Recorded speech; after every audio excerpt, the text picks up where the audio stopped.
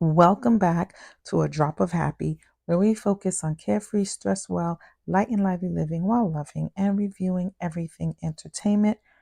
I am your host, Wanda Toby, and I'm super, super excited because I finally get to do a book review. I haven't done one in a while, or I feel like I haven't done one in a while. No, I haven't done one in a while. And I've been reading this book for a while, and it's gonna have multiple parts because it's just gonna have multiple parts because I have a lot to say about it. But this first part will just be more general, maybe. It is called Rest is Resistance, a Manifesto by Tricia Heresy. Part one, because again, it warrants multiple parts, I feel. So the song about it, like to hear it, here it go. I didn't, but if y'all know, if y'all used to watch Fox back in the day, way back in the day, y'all know what that was about. And for some reason I just feel compelled to say it. Anyway, focus. Rest is Resistance, a Manifesto by Tricia Heresy. Super, super, super excited that I got to finish it. Y'all don't even understand. I've been walking around with this book for like ever. And I finally finished reading it, and I I wasn't ready to tackle all the things in it that you needed to tackle. I wasn't ready because it took me a while to finish the book, not because it was bad or anything like that, but because I don't read like I used to. Back in the day, in my heydays of reading, I would tear up a book. Again, they were fiction, but even when I read fiction now, I don't read like I used to. I want to get back to reading a book a week. Sometimes I used to read more than that, but I used to at least do a book a week. But it's just not happening right now. And you know what? That's okay. I don't need to beat myself up about it. This is the whole point of this little rest is resistance journey. So it's all good.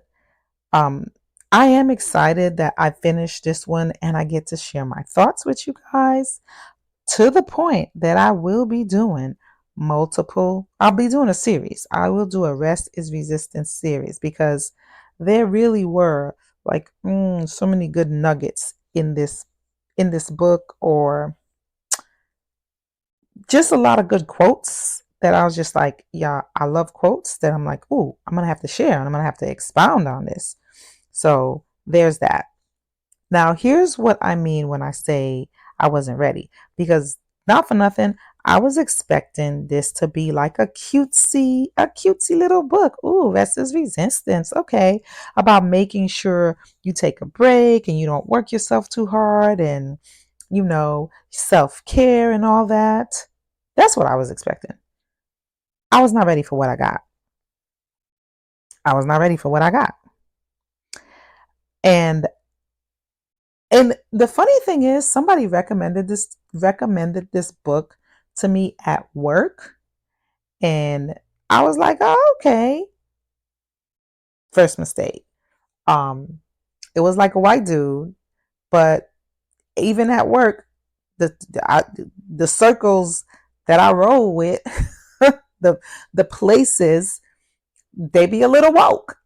And again, I thought this was just a cutesy little book. It was not. It was not. So let me preface this. Let me say this. If you are not prepared to really be confronted with the woes of capitalism, white supremacy, racism, sexism, and all the bad isms, then this is not the book for you. If you get a little touchy feely when you hear white supremacy, this is not the book for you. If you love capitalism and you think it's the best thing since sliced bread and all that, again, this is not the book for you. It's just not. But if you want to challenge yourself, and if you want to challenge yourself in these thoughts and things like that, then let's go. Dig in, dive in. Hersey is in your face and does not hold any punches. The writing itself, I feel, flows very nicely. It definitely has like a poetic flow to it. Um, and it should be, right, because Hersey is also a poet. So that influence was definitely throughout in her writing style. So my only not so complaint is at times I thought it was super repetitive. Super, especially towards the end of the book. Like I would even say towards the middle end. I was like, come on. So on the one hand, it it was bothersome to me. I was like, okay, we get it. We get it. We get it. We get it. Um But on the other hand, I felt like I know double-edged sword because I'm kind of speaking out both ends, right? But I felt like the repetition was necessary because the content was confronting and it was challenging, and readers may have needed to have those concepts be repeated over and over again so it really settles and simmers and makes them react. And I think maybe that was part of my problem. No, I'm lying. It's not. It was just repetitive, like super repetitive. It was. I'm like, okay, I got it. But again, because of the challenging nature, to me, because of the challenging nature of the book, that might have been necessary. So I do give it a 7 out of 10. Um, and the reason being is one, the repetition that was because it could have easily got like a 9.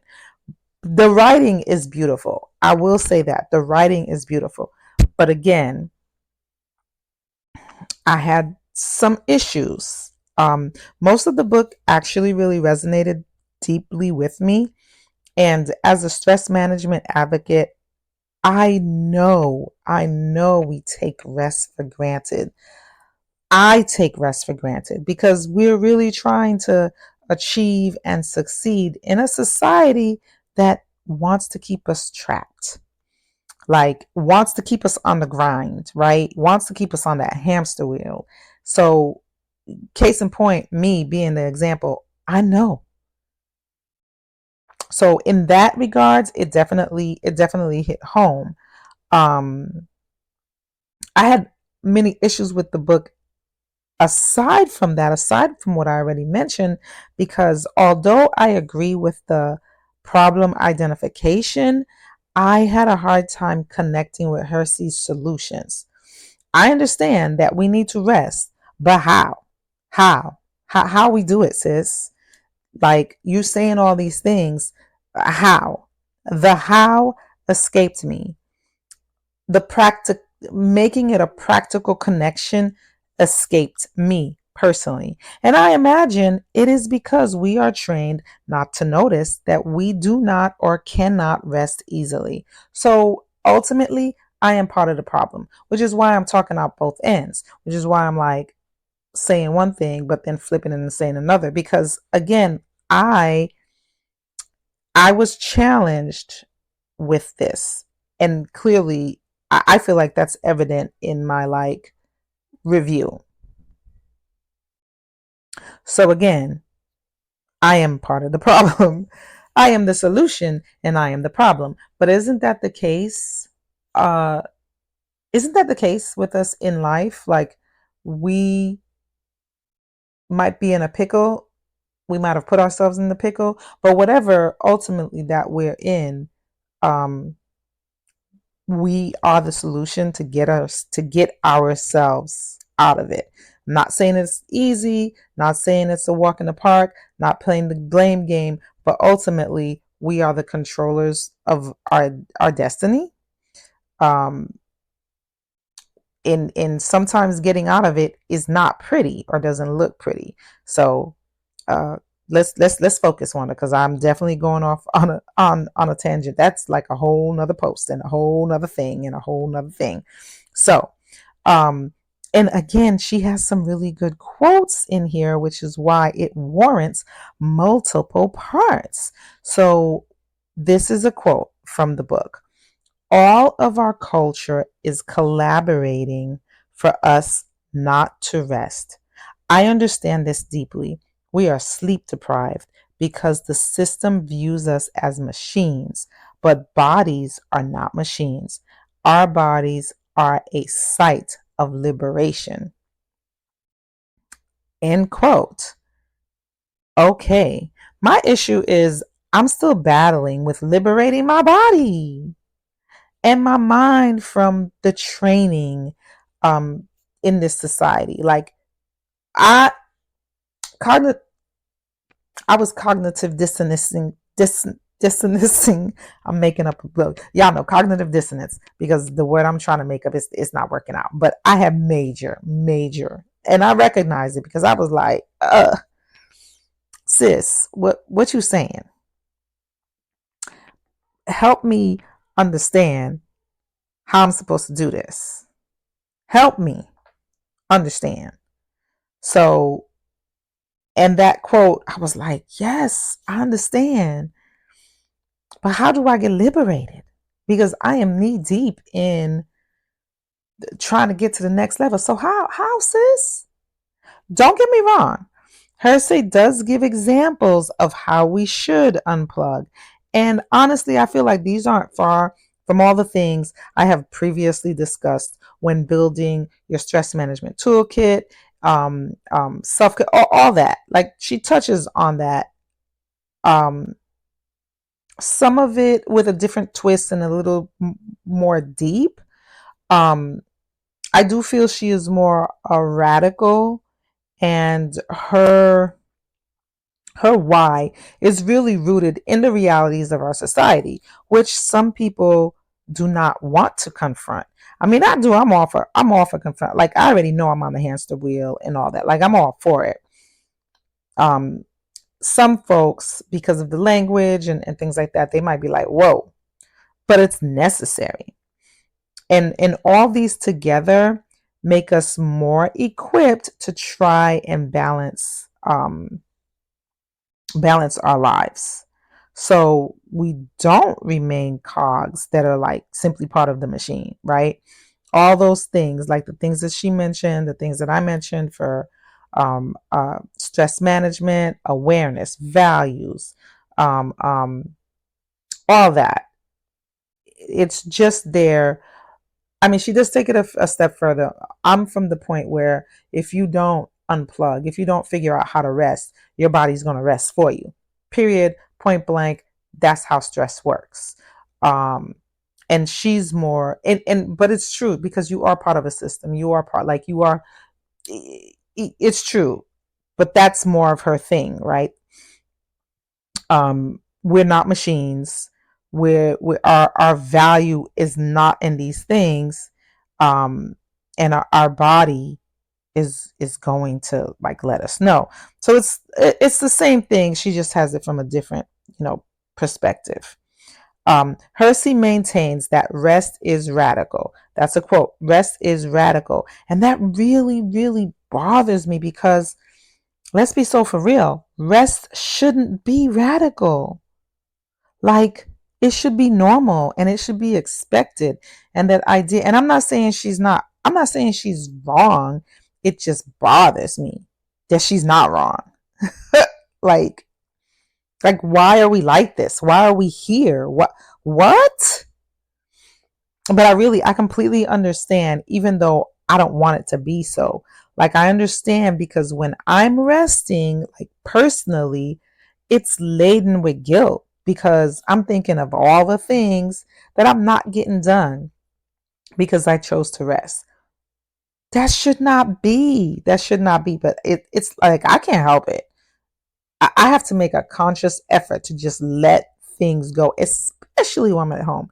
It's easier when you're on vacation because you don't see all the things, and you on vacation, you on vacation mode. But especially when I'm home, like it's very difficult.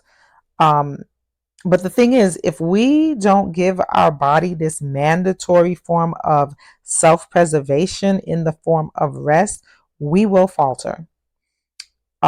Our body will demand it for us, and our body will demand it from us. And then what happens is we will suffer. We will, in some way, shape, or form.